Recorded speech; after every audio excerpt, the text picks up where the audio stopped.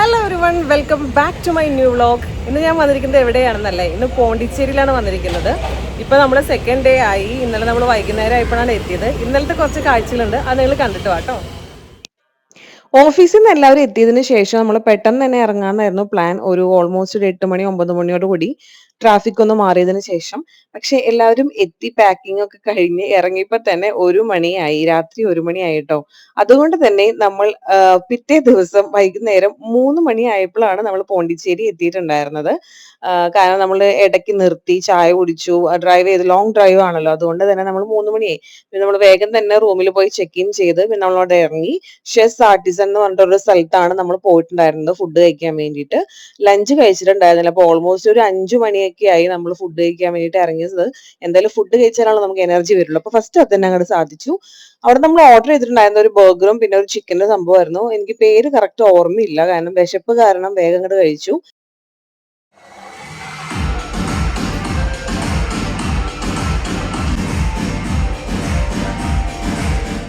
വേഗം നമ്മൾ കുളിച്ച് ഫ്രഷ് ആയിട്ട് രാത്രി ഒന്ന് പുറത്തോട്ട് ഇറങ്ങി നമ്മളൊരു പബ്ബിലോട്ട് പോയിട്ടുണ്ടായിരുന്നു. അമിറ്റി എന്ന് പറഞ്ഞൊരു പബ്ബായിരുന്നു. നമ്മൾ കുറച്ച് എന്താ പറയുക, കുറച്ചൊരു റിവ്യൂ ഒക്കെ എടുത്തിട്ടാണ് പോയിട്ടുണ്ടായിരുന്നത്. അത്യാവശ്യം നല്ലൊരു ക്രൗഡായിരുന്നു. ദിവാലി സ്പെഷ്യൽ ആയതുകൊണ്ട് തന്നെ അവിടെ കുറച്ച് ബോളിവുഡ് അങ്ങനത്തെ സംഭവങ്ങളൊക്കെയാണ് പ്ലേ ചെയ്തിട്ടുണ്ടായിരുന്നത്. പിന്നെ സൗത്ത് ഇന്ത്യൻ എല്ലാം പ്ലേ ചെയ്യുന്നുണ്ടായിരുന്നു. അത്യാവശ്യം നല്ല രീതിയിൽ തന്നെ എൻജോയ് ചെയ്യാൻ പറ്റി.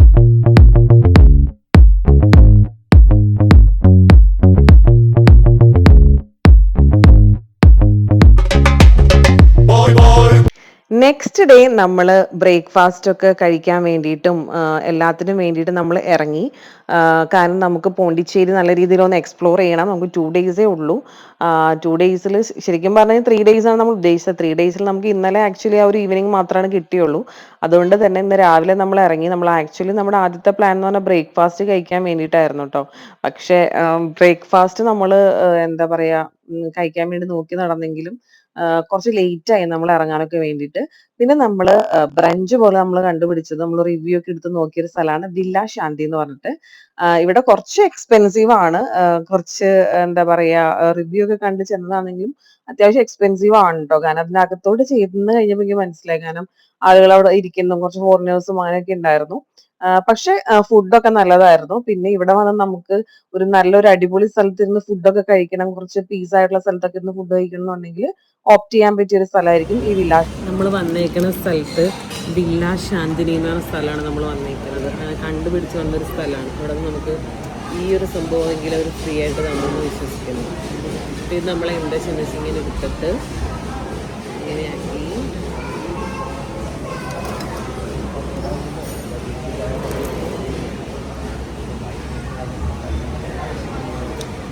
ഗുഡ്.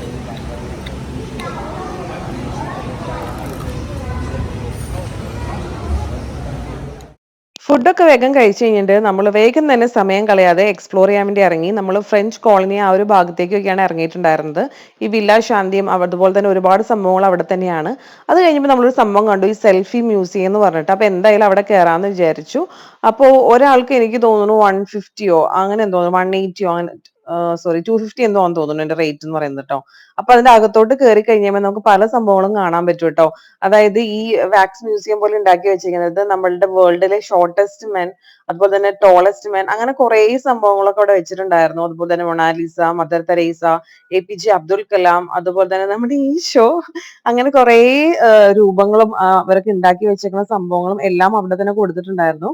എനിക്ക് ഭയങ്കര ക്യൂരിയസ് ആയിട്ട് തോന്നി. അപ്പോ കാരണം ഇതിങ്ങനെ ഒരു നോർമൽ ഒരു എന്താ പറയുക, ഇതുപോലെയല്ല ഉണ്ടാക്കിയേക്കുന്നത്. ശരിക്കും നല്ല എഫേർട്ട് ഇട്ടിട്ട് ശരിക്കും ഒറിജിനാലിറ്റി തോന്നുന്ന രീതിയിലാണ് വെച്ചേക്കുന്നത്. ഞാൻ ആക്ച്വലി വാക്സ് മ്യൂസിയത്തിൽ ഇതുവരെ പോയിട്ടില്ല, എവിടെയും പോയിട്ടില്ല. അതുകൊണ്ട് തന്നെ എനിക്ക് ഭയങ്കര ഒരു ക്യൂരിയോസിറ്റി ആയിരുന്നു ഓരോ സ്ഥലത്തിന്റെയും അടുത്ത് ചെന്ന് നോക്കാൻ വേണ്ടിട്ടോ. അതുകൊണ്ട് തന്നെ ഞാൻ വേഗം തന്നെ അതിന്റെ അടുത്ത് പോയിട്ട് ഓരോന്നും ഇങ്ങനെ സൂക്ഷ്മമായിട്ട് നോക്കിക്കൊണ്ടിരിക്കുകയായിരുന്നു. ഞാൻ അത്ര രസം ഉണ്ടായിരുന്നു കാണാൻ വേണ്ടിയിട്ട്. താഴോട്ട് ഇറങ്ങിയപ്പോഴേ മനസ്സിലായത് മുകളിൽ മാത്രമല്ല താഴെയും കുറെ വിശിഷ്ട വ്യക്തികൾ നിൽക്കുന്നുണ്ടെന്നുള്ളത്. നമ്മുടെ മൈക്കിൾ ജാക്സണും അങ്ങനെ അമിതാഭ് ബച്ചൻ അതുപോലത്തെ കുറച്ച് പേരൊക്കെ അവിടെ നിൽപ്പുണ്ടായിരുന്നു. അത് അവരെയും കണ്ടു. എനിക്ക് അവിടെ അവരുടെ അവിടെയൊക്കെ അടുത്ത് നിന്ന് ഫോട്ടോ ഒക്കെ എടുക്കാൻ പറ്റി. ഭയങ്കര സന്തോഷം തോന്നി കണ്ടു കഴിഞ്ഞപ്പോൾ. കാരണം ഭയങ്കര ഒറിജിനാലിറ്റി തോന്നുന്ന രീതിയിലാണ് ഉണ്ടാക്കി വെച്ചിട്ടുണ്ടായിരുന്നത്. നിൽക്കുന്ന പുള്ളി ആരാന്ന് എനിക്ക് കറക്റ്റ് അറിയില്ല കേട്ടോ. അപ്പൊ പുള്ളിയുടെ കണ്ണ് ഇങ്ങനെ ഇളകുന്നുണ്ടായിരുന്നു. ആരാണ് ആളെന്ന് നിങ്ങൾക്ക് അറിയാമെങ്കിൽ, എനിക്ക് സത്യം പറഞ്ഞാൽ അറിയില്ല. ആരാണെന്ന് അറിയുമെങ്കിൽ നിങ്ങളൊന്ന് കമന്റ് ബിലോ. അപ്പൊ പുള്ളിയുടെ കണ്ണ് ഇങ്ങനെ ചെറുതായിട്ട് ഇങ്ങനെ ഇളകുന്നുണ്ടായിരുന്നു നമ്മൾ അങ്ങോട്ട് പോകുമ്പോൾ. അത് ഭയങ്കര ഒറിജിനാലിറ്റി ആയിരുന്നു കേട്ടോ. അതൊരു എന്താ പറയാ, നമുക്ക് ഭയങ്കരമായിട്ട് ഇഷ്ടം. അങ്ങനെ നല്ല രീതിയിൽ തന്നെ അവരത് ചെയ്തു വെച്ചിട്ടുണ്ടായിരുന്നു. ആരാണ് ചെയ്തെങ്കിലും അടിപൊളിയായിട്ടുണ്ട്.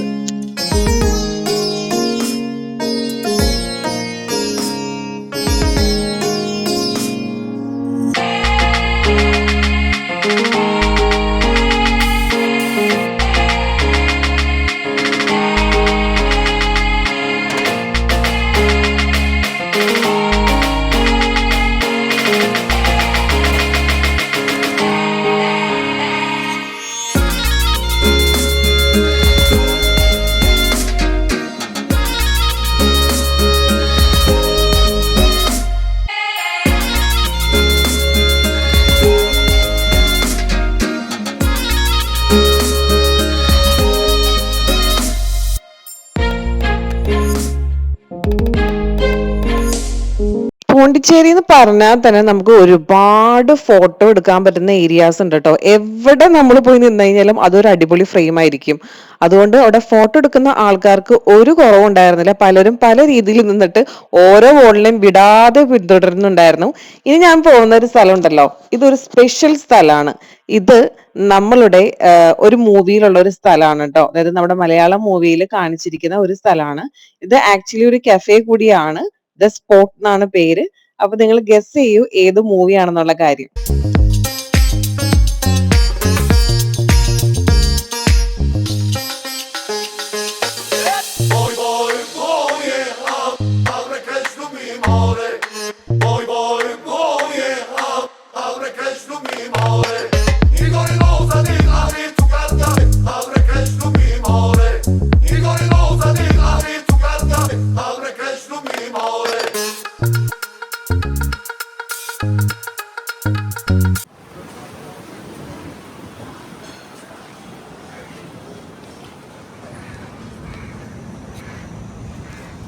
ഇപ്പൊ നമ്മൾ കണ്ട സ്ഥലം ഏതാണെന്നറിയോ? നിങ്ങൾ ഗസ് ചെയ്യണം.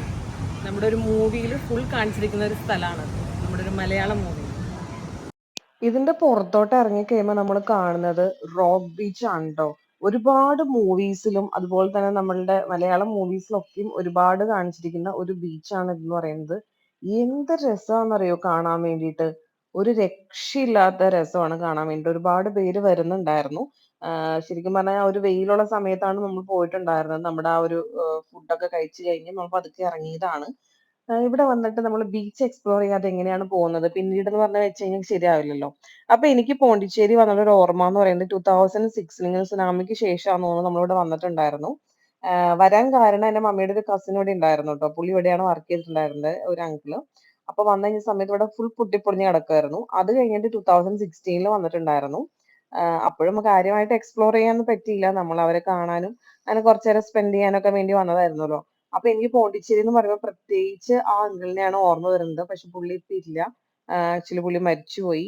അതാണ്ട് ഇപ്പൊ ഒരു ഭയങ്കര ഒരു സാഡും. പെട്ടെന്ന് ഇവിടെ നിന്ന് കഴിഞ്ഞപ്പോ എനിക്ക് ആ സംഭവങ്ങളൊക്കെ ശരിക്കും പറഞ്ഞു കഴിഞ്ഞാൽ ഓർമ്മ വന്നു. അങ്ങനെയും കുറെ ഓർമ്മകളുണ്ട് ട്ടോ. പോണ്ടിച്ചേരി എന്ന് പറയുമ്പോൾ എനിക്ക് സത്യം പറഞ്ഞു കഴിഞ്ഞാൽ അവരെയാണ് ആദ്യം ഓർമ്മ വരാറ്.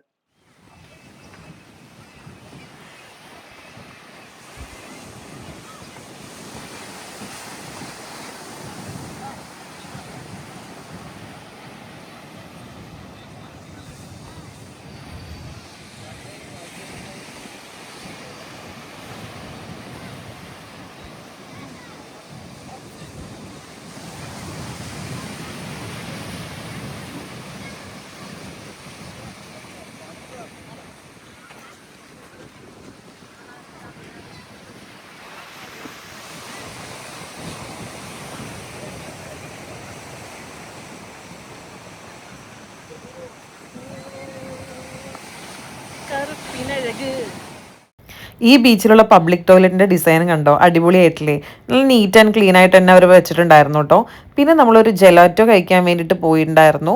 ഒരു ജെലാറ്റോ ഇവിടുന്ന് ട്രൈ ചെയ്തു. കുഴപ്പമില്ലായിരുന്നു, നല്ലതായിരുന്നു. പിന്നെ ഇവിടുത്തെ ബീച്ചിൻ്റെ കാര്യം പറയാതിരിക്കാൻ പറ്റില്ല. ഈച്ച് കോർണറിലും അവർ വേസ്റ്റ് ബാസ്ക്കറ്റ് വെച്ചിട്ടുണ്ടായിരുന്നു. അതുകൊണ്ട് തന്നെ നമുക്ക് വേസ്റ്റ് മാനേജ്മെൻറ്റ് ഭയങ്കര ഈസിയാണ്. എവിടെ നോക്കിക്കഴിഞ്ഞ് കഴിഞ്ഞാലും ഇലകളുടെ കുറച്ച് ഇങ്ങനെ ഉണങ്ങിയ ഇലകൾ അവിടെ വീണ് കിടക്കുന്നതല്ലാതെ വേറെ ഒരു പ്ലാസ്റ്റിക് വേസ്റ്റോ പേപ്പർ വേസ്റ്റോ ഒന്നും അവിടെ കാണാൻ നമുക്ക് സാധിക്കില്ല. അത്രയും നല്ല നീറ്റായിട്ടാണ് ആ ഒരു ബീച്ച് സൂക്ഷിച്ചു വെച്ചിരിക്കുന്നത് കേട്ടോ. പോണ്ടിച്ചേരി ശരിക്കും പറഞ്ഞു കഴിഞ്ഞാൽ എനിക്ക് ബീച്ചിൻ്റെ ഈ ഒരു വൃത്തി കണ്ടിട്ട് ഞാൻ ശരിക്കും അത്ഭുതപ്പെട്ടു പോയി. ഇത് കണ്ട് നമ്മുടെ കേരളം ശരിക്കും പറഞ്ഞു കഴിഞ്ഞാൽ പഠിക്കണം. കാരണം നമ്മുടെ ബീച്ചിൻ്റെ സൈഡിലൊക്കെ ഒരുപാട്, എല്ലാ ബീച്ചും ഞാൻ അങ്ങനെയാണെന്ന് പറയുന്നില്ല, പക്ഷെ ഒട്ടുമിക്ക ബീച്ചിലും ഈ നമുക്ക് ബീച്ചിൽ നിന്ന് കിട്ടുന്ന ഫുഡിൻ്റെ വേസ്റ്റും അതുപോലെ തന്നെ അവർ തരുന്ന യൂസ് ആൻഡ് ത്രോ പേപ്പേഴ്സും എല്ലാം അവിടെ ഇവിടെയൊക്കെ വലിച്ചെറിഞ്ഞ് കളഞ്ഞിട്ടുണ്ടാവും. അതിന് മെയിനായിട്ട് ശ്രദ്ധിക്കേണ്ട ഒരു കാര്യം എന്ന് പറഞ്ഞാൽ വേസ്റ്റ് ബാസ്ക്കറ്റ് ഇതുപോലെ വെച്ചിട്ടുണ്ടെങ്കിൽ തന്നെ ആളുകൾക്ക് അതിൽ ഇടാൻ തോന്നും. ഇത് കാണാതെ ആവുമ്പോഴാണ് അവിടെ ഇവിടെയും എല്ലാവരും ഇങ്ങനെ വേസ്റ്റ് കളയാനുള്ള ഒരു റീസൺ എന്ന് പറയുന്നത്. അപ്പോൾ ഇത് അടിപൊളിയായിട്ട് മാനേജ് ചെയ്യാൻ പറ്റുന്ന ഒരു സംഭവമായിട്ടാണ് എനിക്ക് തോന്നിയത്. ഇവിടെ കണ്ടു കഴിഞ്ഞപ്പോൾ ഭയങ്കര ഒരു സന്തോഷം തോന്നി ശരിക്കും പറഞ്ഞു കഴിഞ്ഞാൽ.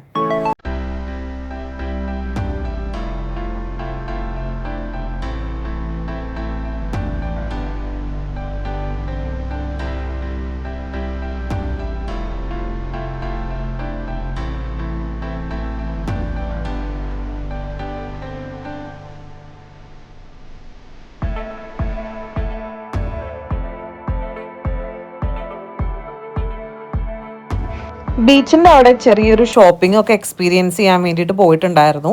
അപ്പോൾ അവിടെ ഒരു സംഭവം ഭയങ്കര കൗതുകമായിട്ട് തോന്നിയിട്ട്, ഒരു ഇങ്ങനെ കൊട്ടുന്ന പോലത്തെ ഒരു സംഭവം. അപ്പോൾ അത് എൻ്റെ കണ്ണിൽ ഇങ്ങനെ ഉടക്കി കഴിഞ്ഞ് കഴിഞ്ഞപ്പോൾ എനിക്ക് അതൊന്ന് ഒന്ന് ചെയ്ത് നോക്കണം എന്ന് തോന്നി. അങ്ങനെ ഞാൻ വാങ്ങിച്ചിട്ടുണ്ടായിരുന്നു. അപ്പോൾ എനിക്ക് ഭയങ്കരമായിട്ട് ഇൻട്രസ്റ്റ് ആയിട്ട് തോന്നിയൊരു സംഭവം കേട്ടോ. അതിൻ്റെ പേരെന്താണെന്നൊന്നും എനിക്ക് അറിഞ്ഞുകൂടാ. അപ്പോൾ അതിങ്ങനെ കൊട്ടി നോക്കിയിട്ടാണ് നമ്മൾ വാങ്ങിച്ചിട്ടുണ്ടായിരുന്നത്.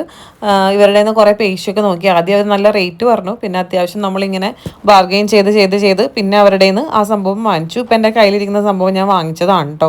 അപ്പോൾ അങ്ങനെ ഈ ഒരു കൊട്ടുന്ന സംഭവം ഞാൻ എക്സ്പീരിയൻസ് ചെയ്യാൻ വേണ്ടിയിട്ട് ആ പുള്ളിയുടെ അടുത്ത് നിന്ന് വാങ്ങിച്ചിട്ട് ഇങ്ങനെ കൊട്ടി നോക്കിയായിരുന്നു.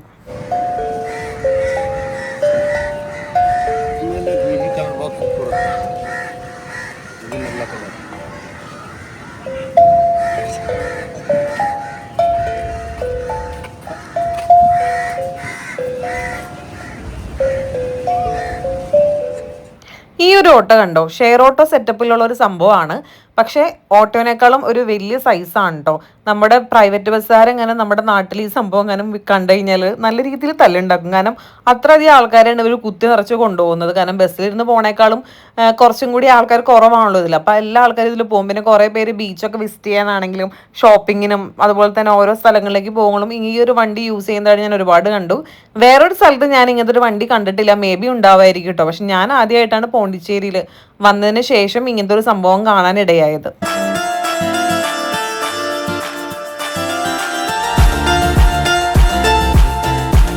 ഒരു ഇരുട്ടി ഒരു 6-7 മണി ആയതിനു ശേഷം നമ്മൾ പാരഡൈസ് ബീച്ചിലോട്ട് പോയിട്ടുണ്ടായിരുന്നു. അവിടെ ഈ രാവിലെയൊക്കെ സമയത്ത് കുറച്ച് നമ്മൾ ഈ ബോട്ടിങ്ങിനൊക്കെ വേണ്ടിയിട്ട് മാംഗ്രൂവ്സ് ഫോറസ്റ്റിൻ്റെ ഉള്ളിൽ കൂടെ പോയിട്ട് ബോട്ടിങ്ങും അങ്ങനത്തെ സംഭവങ്ങളൊക്കെ ഉണ്ട് കേട്ടോ ഇവിടെ നിന്ന് സ്റ്റാർട്ട് ചെയ്യുന്നത്. അതുപോലെ തന്നെ വേറെയും കുറേ ആക്ടിവിറ്റീസും എല്ലാം നമ്മളിവിടെ കണ്ടിട്ടുണ്ടായിരുന്നു. പക്ഷേ രാത്രി ആയതുകൊണ്ട് തന്നെ അതൊന്നും എക്സ്പ്ലോർ ചെയ്യാൻ പറ്റില്ല. പിന്നെ ഇവിടെ എന്തോ DJയോ അങ്ങനെ എന്തൊക്കെയോ സംഭവം നടക്കുന്നുണ്ട്. ബീച്ച് വിസിറ്റ് റെസ്റ്റോറൻറ്റിലൊക്കെ കയറണം എന്നുണ്ടെങ്കിൽ എന്തോ 178 റുപ്പീസ് ഈച്ച് ഒരാൾക്ക് കൊടുക്കണം എന്ന് പറഞ്ഞിട്ടുണ്ടായിരുന്നു. അതൊക്കെ കൊടുത്ത് നമ്മൾ അതിൻ്റെ അകത്തോട്ട് കയറി.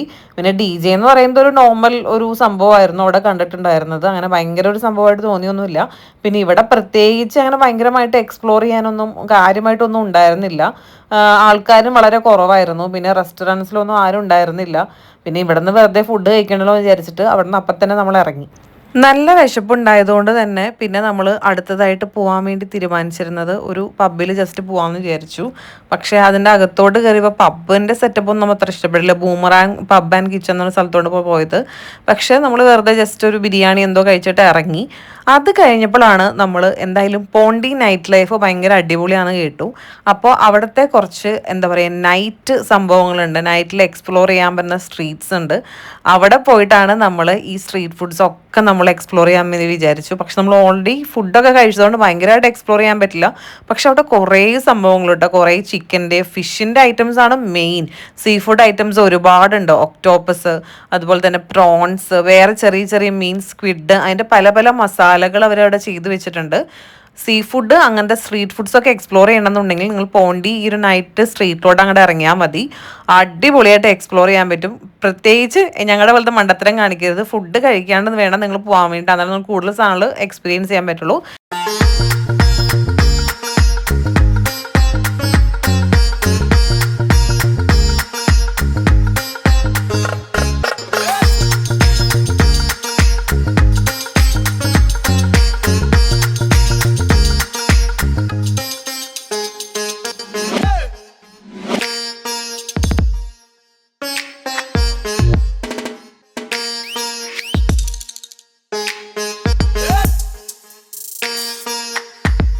ഈ വോഫിൾ കോർണറിൽ ഞാൻ പോയിട്ടുണ്ടായിരുന്നു. എനിക്കങ്ങനെ ഭയങ്കര ഇഷ്ടമൊന്നുമല്ല ഈ സ്വീറ്റ്സ് ഭയങ്കരമായിട്ട് കഴിക്കുന്നത്. പക്ഷേ ഇവിടെ നിന്ന് ഇവർ ചൂടായിട്ട് ഉണ്ടാക്കുന്നത് കണ്ടു കഴിഞ്ഞപ്പോൾ ഭയങ്കര കൗതുകം തോന്നി. അതുകൊണ്ട് തന്നെ സിമ്പിൾ ആയിട്ടുള്ളൊരു ന്യൂട്രലേൻ്റെ വോഫിളാണ് ഇവിടുന്ന് ഓർഡർ ചെയ്തിട്ടുണ്ടായിരുന്നത്. പക്ഷെ എൻ്റെ അമ്മ കുറേ നേരം അവിടെ നിന്നിട്ടാണ് കിട്ടിയത്. കാരണം ഇവരിങ്ങനെ ഇടുന്നു, ആളുകൾ വാങ്ങിക്കുന്നു. പിന്നെ ഈ ലൈവായിട്ട് ഇവർ ഈ സംഭവം മാവൊക്കെ ഒഴിച്ച് ഇതിൽ സെറ്റ് ചെയ്ത് അതിൻ്റെ ഉള്ളിലേക്ക് എന്താണ് പറയണമെന്ന് വെച്ചാൽ ആ സംഭവം ഫില്ല് ചെയ്ത് ഇങ്ങനെ കൊടുക്കുവാണല്ലോ. അതുകൊണ്ട് ആൾക്കാർ അവിടെ ഇങ്ങനെ നിൽക്കുമായിരുന്നു. ഞങ്ങളവിടെ നിന്ന സമയത്ത് തന്നെ ഇഷ്ടം പോലെ മലയാളികൾ, കോഴിക്കോട്, കണ്ണൂർ, അവിടെ നിന്നുള്ള കുറേ പേര് വന്ന്, നമുക്ക് ആ സ്ലാങ് കേൾക്കുമ്പോൾ തന്നെ മനസ്സിലാവുമല്ലോ. അപ്പോൾ അവർ വന്നിട്ട് ഇങ്ങനെ വാങ്ങിച്ചിട്ടേ പോകുന്നുണ്ടായിരുന്നു. നമ്മുടെ മുൻപേ കുറേ ക്യൂല് നിന്നവർ അവിടെ ഇവിടെ നിൽക്കുന്നുണ്ട്. അപ്പോൾ ഞാൻ വിചാരിച്ചു ഇപ്പം കിട്ടുമെന്ന് വിചാരിച്ചുകൊണ്ടിരുന്നിട്ട് കുറേ നേരം കഴിഞ്ഞിട്ട് കിട്ടുന്നതിന് ക്ഷമ നശിച്ചു. ലാസ്റ്റ് അവിടെ നിന്ന് ഞാൻ വാങ്ങിച്ച് അങ്ങനെ കഴിച്ചു.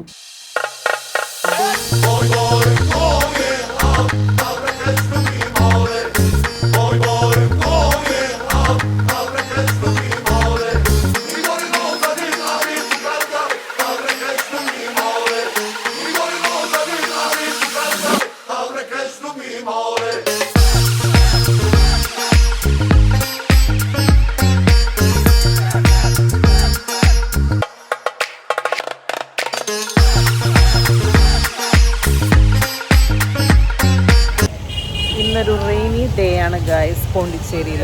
ഇന്ന് നമ്മളുടെ ലക്ഷ്യം ഓരോ വില്ലയിൽ പോവുകയാണ്. നടക്കുമെന്ന് അറിയില്ല. മഴയൊക്കെ കാരണം ഇവിടെ എത്രമാത്രം എക്സ്പ്ലോർ ചെയ്യാൻ പറ്റുമെന്നറിയില്ല. എന്നാലും പോയി നോക്കാം.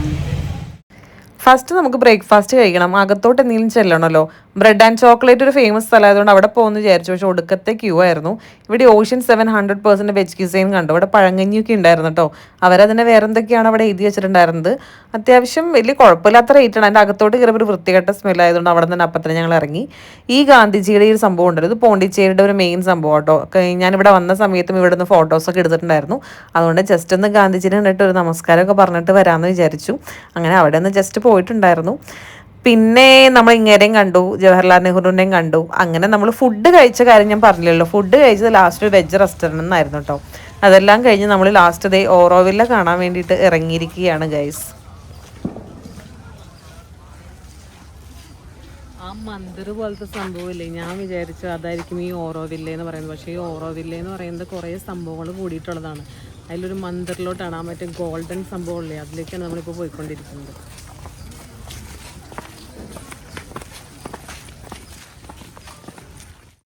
വില്ലുപുരം എന്നൊരു ജില്ലയിലാണ് ഈ ഓറോവില്ല ഉള്ളത്. പോണ്ടിച്ചേരിയിൽ നിന്നും 12 കിലോമീറ്റർ മാറിയിട്ടാണ് ഇതുള്ളത്. റോജർ ഏങ്കർ ആണ് ഈ ഒരു നഗരത്തിന്റെ വാസ്തുശില്പി. 1968 മാത എന്നറിയപ്പെടുന്ന മിറ അൽഫാസയാണ് ഓറോവില്ലെ സ്ഥാപിച്ചത്. ഇതിന്റെ ഉദ്ഘാടന വേളയിൽ 124 രാജ്യങ്ങളിൽ നിന്നുള്ള പ്രതിനിധികളും പങ്കെടുത്തിരുന്നു.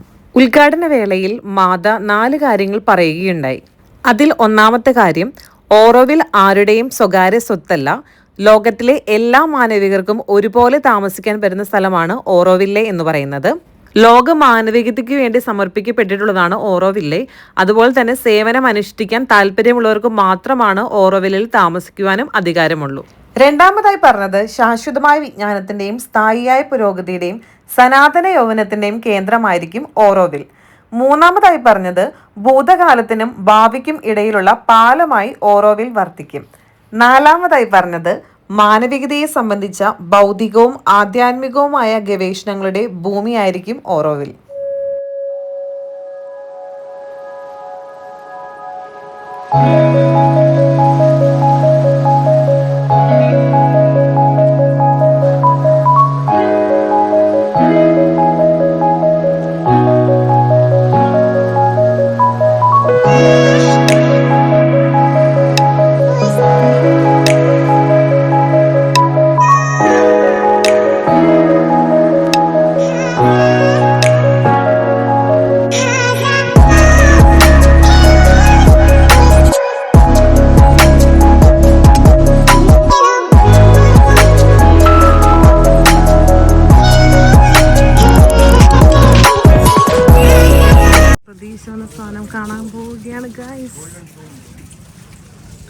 ദൂരെ കാണുന്ന സാധനമല്ലേ, അതാണ് സംഭവം.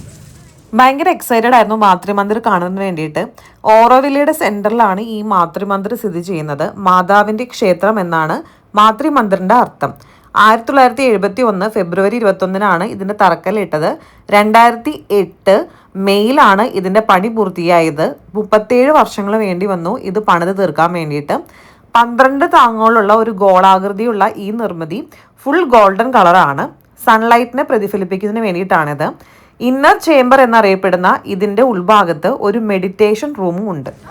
2006 ഞാനിവിടെ വന്ന സമയത്തെ ഇതിൻ്റെ പണി നടക്കുന്നുണ്ടായിരുന്നുള്ളൂ. 2008 ഇത് ഓപ്പൺ ചെയ്ത് കൊടുത്തത് ആളുകൾക്ക് വേണ്ടിയിട്ട്. പിന്നെ ഞാൻ 2015 ആ ഒരു സമയത്ത് വന്നിട്ടുണ്ടായിരുന്നു. പക്ഷെ ആ സമയത്ത് എന്തൊക്കെയോ റീസൺ കാരണം എനിക്ക് തോന്നുന്നു ഇവിടെ കയറാൻ പറ്റുന്നുണ്ടായിരുന്നില്ല. അങ്ങനെ എന്തോ മുടക്കമുള്ള ദിവസമാണ് എന്തോടെ വന്നത്. അങ്ങനെ അറ്റ് ലാസ്റ്റ് വന്ന് ചേർന്നിരിക്കുകയാണ്. പക്ഷെ ഇതിൻ്റെ അകത്തോട്ട് കയറാൻ പറ്റും എന്നാണ് ഞാൻ വിചാരിച്ചത് കേട്ടോ. പക്ഷേ ഇവിടെ അകത്തോട്ട് ആരും കയറുന്നത് കാണുന്നില്ല. മാതൃമന്ദിർ എന്നാണ് ഇതിൻ്റെ പേര്. ഞാൻ ഇതാണ് ശരിക്കും ഓറോവില്ല എന്ന് വിചാരിച്ചിരുന്നത്. പക്ഷേ ഓറോവില്ല എന്ന് പറയുന്നത് ഈ ഒരു എൻ്റയർ ഏരിയനെയാണ് പറയുന്നത്.